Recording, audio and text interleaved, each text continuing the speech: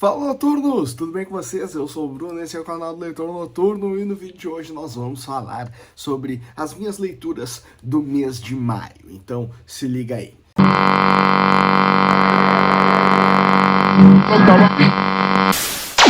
Antes de mais nada, já deixe seu like aqui no vídeo, se inscreva no canal e me conte aqui quantos livros você leu no mês de maio, qual foi o seu livro favorito e qual foi o seu pior livro este mês. E também me conta aqui se você curte esse tipo de vídeo aí, falando um pouquinho, uma retrospectiva sobre o mês. O mês de maio pra mim foi um mês bom, tá? Mês que tem 31 dias, normalmente são meses que eu leio um pouquinho mais esse dia e faz uma diferença pra mim, até porque eu me programo dentro das minhas leituras para terminar um livro provavelmente nesse dia 31, nesse um dia a mais, faço isso, assim, divido bastante os livros dentro da minha semana. Porém, as duas últimas semanas do mês foram muito difíceis para mim, né? Quem me acompanha lá no Instagram sabe disso. Eu peguei dengue, tá? Fui picado pelo mosquitinho aqui no bairro onde eu moro, em Porto Alegre. Deixa eu mostrar para vocês aqui, ó. Tem uma floresta ali do outro lado da minha janela. E tá, esse bairro aqui específico tá com muito caso de dengue em Porto Alegre como um todo também. No Brasil vi que também aumentou, mas aqui no meu bairro tava com bastante dengue e infelizmente fui picado. Aqui em casa todo mundo ficou bem, só eu que fui picado mesmo. Aí eu passei 15 dias em casa de cama. A primeira semana foi muito difícil, muita dor de cabeça, muita dor no corpo, não levantava da cama, e aí o que fazia os meus dias passarem foi realmente a leitura. Então nessas duas últimas semanas aí, principalmente na semana anterior, eu li 7 livros, quase um livro por dia. E nessa semana agora li também algumas coisinhas, então deu um gap, assim, deu uma força muito grande no meu número de livros, por isso estes 18 livros, tá? E o melhor livro do mês é o livro do vídeo da semana passada, que é o 1903, Orwell, né? A biografia do George Orwell em quadrinhos, lançado pela Dark Side. Gostei muito. Se você não viu o vídeo anterior, volta lá para ver, porque é uma das graphic novels mais lindas que eu já li na minha vida, então vale muito a pena. Foi o melhor livro do mês, foi o único que ganhou 6 estrelas, foi o único super favoritado desta minha lista aí. Gostei muito, amei de paixão, virou assim... Volta lá no vídeo lá pra você ver o que eu falo sobre ele. Mas se temos o melhor livro do mês, temos o pior livro do mês também. E esse mês talvez tenha sido o pior livro do ano até agora pra mim, porque foi uma grande porcaria, assim. Eu já esperava, tá? Eu já esperava. Ele é o terceiro livro de uma série. O primeiro livro da série eu tinha gostado bastante. A primeira temporada da série, porque o livro virou série de televisão, também foi muito interessante. Só que quando terminou a primeira temporada, quando terminou o primeiro livro, eu disse, cara, acabou aí nessa primeira parte tudo que teria para mostrar sobre essa história, né? Tudo que seria de mais interessante sobre essa história. O que eles vão inventar agora para o próximo livro? E deveria ter acabado lá, realmente. Eu não acreditava que fosse ter uma continuação, mas teve. Na continuação eu já fiquei meio ressabiado, já li assim, não gostei tanto, realmente tinha que ter parado no primeiro. E aí, o terceiro livro é muito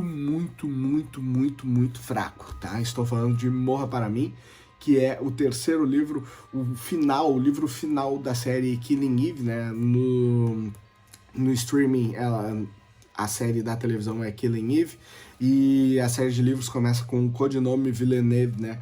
Que é o nome de uma das personagens. O primeiro livro é muito bom porque ele traz um ponto muito diferente, né? Que são a protagonista e a antagonista ali, elas brigam entre si, rola uma tensão sexual entre elas muito forte, e aí a gente tem já essa parte de envolver personagens possivelmente, potencialmente homossexuais ali, e isso é muito interessante dentro desse primeiro livro. É muito legal, a forma como uma caça a outra é muito bacana, as questões pessoais dela, das duas, fabuloso, e elas ficam juntas, é esperado, não é uma surpresa para ninguém. E aí o outro livro já é com elas juntas, e eu já senti assim que tinha perdido um pouquinho do suspense da ação que tem muito forte no primeiro livro e na primeira temporada da série. A série eu não cheguei a ver a segunda temporada porque eu realmente desistir. E o terceiro livro, cara, são um pouquinho mais de 200 páginas, tá? São livros curtos, tem 210 páginas o livro. A capa lindíssima, a capa dessa série é maravilhosa, dos 3 livros, assim, eu acho fabuloso. E só que, cara, é as duas fugindo, aí metade do livro é elas dentro de um container onde elas têm que fazer as necessidades fisiológicas uma na frente da outra e elas não têm como se livrar daquilo dali, e aí fica uma conversa entre as duas, assim, as duas falando do que elas estão vivendo, do que elas estão pensando, muito mais uma parte romântica que envolve coisas que eu não gostaria de ver no livro, como essa questão de xixi e coisas do tipo, para ser diferentão, como ela foi diferentona no primeiro livro, de ter uma protagonista que se apaixona pela vilã da história, então isso já foi super diferente, super original. Naquilo ali funcionou muito bem, mas depois ela tentou continuar inovando, assim, ela não, né, ele, que é o escritor, né, é o Luke Jennings, tentou continuar inovando e não conseguiu, não foi legal. Tem essas partes que eu achei muito chatas, tem uma parte, assim, de uma dependência psicológica de uma da outra muito forte também e desnecessária, e que eu não compraria essa ideia no começo, talvez. Cara, muito ruim, muito ruim.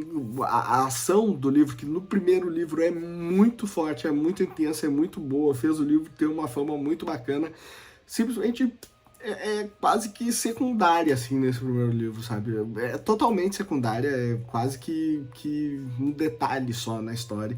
Então, muito ruim, uma grande decepção. Talvez o pior livro que eu tenha lido no ano até agora, tá? Então, isso me chateou bastante, assim, porque eu não queria que essa série tivesse terminado desse jeito. Não sei, não me agradou muito. E aí vamos para... falamos do melhor livro do ano, pior livro do ano. E aí li um livro nacional só, isso me chateou também. Eu achei que eu poderia ter lido mais obras nacionais esse mês. Gostaria de ter lido mais coisas de autores nacionais. E foi só um livro que foi uma graphic novel, inclusive, Charlie, o Jovem Adulto, graphic novel da HarperCollins. Vai contar a história de um garoto que não quer crescer, que não quer ter as responsabilidades dele de adulto. Ainda não fiz a resenha dele lá pro Instagram, mas em breve sai. Gostei muito, achei muito legal. O livro é do Rafael Fritzen.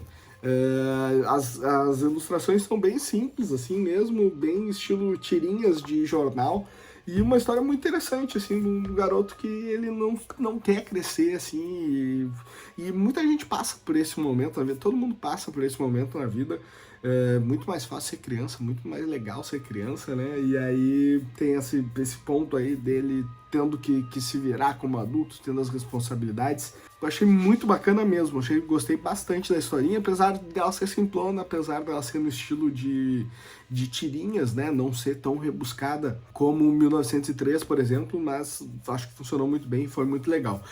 E se li um livro nacional, li um livro em inglês também, tá? O nosso objetivo de ler um livro em inglês por mês segue firme e forte. Teve mês que a gente leu 2 livros, inclusive, mas seguimos aí batendo todos os meses um livrinho em inglês. Achei isso, tô gostando aí. Vamos acabar esse primeiro semestre bem, cumprindo o nosso objetivo.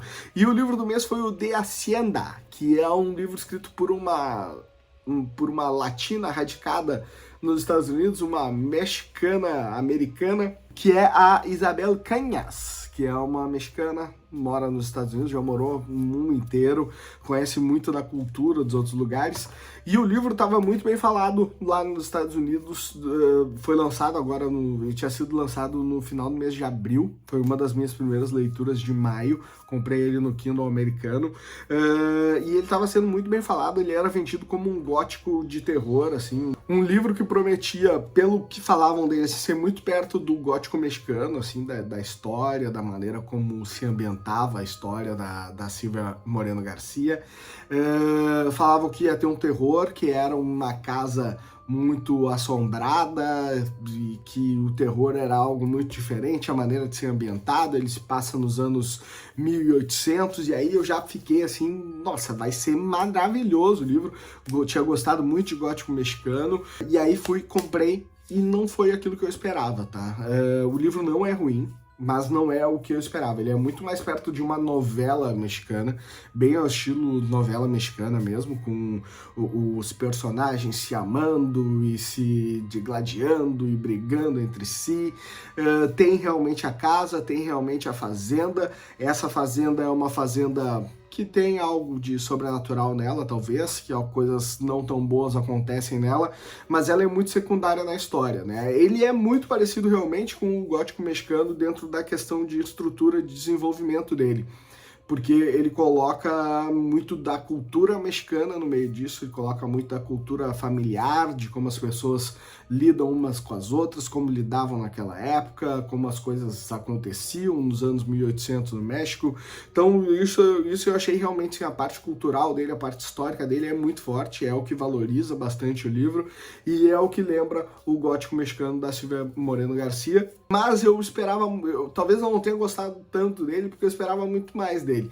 Eu achei que ia ser um terror muito pesado, que ia ter uma história por trás disso muito pesada, e isso acabou me frustrando dentro da leitura. Talvez se eu tivesse lido o livro, o título do livro em espanhol, porque ele tem disponível em espanhol também, tá? Então se você não lê inglês, mas lê espanhol, porque é facinho, é bem próximo ali, né? Uma língua latina, bem próximo do português. Você pode se arriscar a ler ele também. O nome do livro é Donde Termina la Noche. Donde Termina la Noche, ou Aonde Termina a Noite. Eu acho que eu levaria muito mais pro lado de uma novelona mexicana do que o De Hacienda, que eu já... De Hacienda, né, unindo o inglês com o espanhol ali, e já me levou muito mais pro terror, assim, e aí eu me frustrei, mas eu acho bem interessante, tá? Isso foi uma coisa que eu mostrei bastante pra vocês durante a minha viagem lá, nos stories que eu fazia lá, nas lives que eu fiz dos Estados Unidos, que é a literatura hispânica, tá? Principalmente essa parte mexicana, tá ganhando muito espaço lá nos Estados Unidos. Não tenho visto isso tanto aqui no Brasil. Temos Isabel Allende, que nos desmente, né? Muitos livros dela sendo lançados e relançados aqui no nosso país, mas a parte cultural, assim, do México tá entrando muito forte nos Estados Unidos. Violeta, que é uma hispânica também, que não é mexicana, né? Que é a Isabel Allende, também muito forte, entre os mais vendidos lá do país, em todo lugar, muitos livros dele saindo em inglês e espanhol ao mesmo tempo, talvez para privilegiar ali a população hispânica do país, né? E como eu estava em Miami, Orlando, dava para notar bem isso, né? Que tem muita população hispânica, assim. Então tinha lugares até que entre os lançamentos, o livro que estava ali com um exemplar, nem, por exemplo, de Violeta, eu vi isso, mostrei isso para vocês nos stories. O exemplar que estava ali no stand de lançamento não era o exemplar em inglês, era o exemplar em espanhol. Então isso é muito interessante, gosto disso, gosto muito dessa literatura, tenho visto o mesmo movimento com a literatura asiática também, que eu acho que aqui no Brasil tá chegando com mais força do que a hispânica ainda, tá? Mas gosto muito da literatura dos nossos vizinhos aqui, né? Tem coisa, nos Estados Unidos tem muita coisa chegando da Venezuela, para vocês terem uma ideia. Tem um livro chamado Dos Espiãs em Caracas, que fala sobre uma história da Venezuela também muito interessante. Tem muita coisa chegando por lá, fazendo sucesso por lá, vindo dos países próximos aqui. Infelizmente ainda não temos livros brasileiros chegando por lá, assim, com tanta força. Isso ainda não tenho notado, infelizmente, né? Mas gostaria disso. Falei do meu melhor livro do mês, falei do meu pior livro do mês, falei da minha leitura nacional, falei da minha leitura em uma língua estrangeira, e para encerrar o vídeo eu vou com 3 menções honrosas de livros que não foram favoritados, mas que eu dei 5 ou 4 estrelas, quase 5, tá? Li Nunca, do Ken Follett, adorei, achei muito bom, levou 4 estrelas porque o começo dele é um pouco arrastado, mas a história dele é genial, é muito bom ver o Ken Follett escrevendo sobre algo atual, né? Então ele que é sempre o rei da ficção histórica, né? De livros lá sobre a Idade Média, de livros lá de 1500, agora está fazendo um livro sobre a época atual, sobre o que vivemos hoje em dia, mostra como ele é um escritor incrível. Além disso, li O Pianista da Estação, um livro que eu não dava nada por ele, mas é uma história assim fabulosa, com um final daqueles memoráveis, lançamento da editora Vestígio, cara, eu achei fabuloso demais, assim, achei lindo, lindo, lindo, lindo demais. E o último é o relançamento da Darkseid, né, o Bebê de Rosemary. Li novamente e, cara, eu não lembrava que a história era tão boa, que a história de terror era tão terrível, assim, que o que acontecia ali no meio dessa história era tão magnífico. Fiquei muito feliz de ter lido novamente esse livro, esses dois últimos livros, né, tanto o Bebê de Rosemary quanto o Pianista da Estação, eu dei 5 estrelas. Os 3 livros já tem resenha lá no nosso Instagram, se você quiser conferir. Provavelmente nunca vire um vídeo aqui, talvez em breve aqui no nosso Instagram, porque ele tem bastante coisas interessantes para mostrar sobre ele, para falar sobre a sua estrutura, tá bom? Então é isso, espero que vocês tenham gostado, me contem aqui sobre as suas leituras de maio, o que vocês têm para ler em junho, e bora lá, até semana que vem, e boas leituras!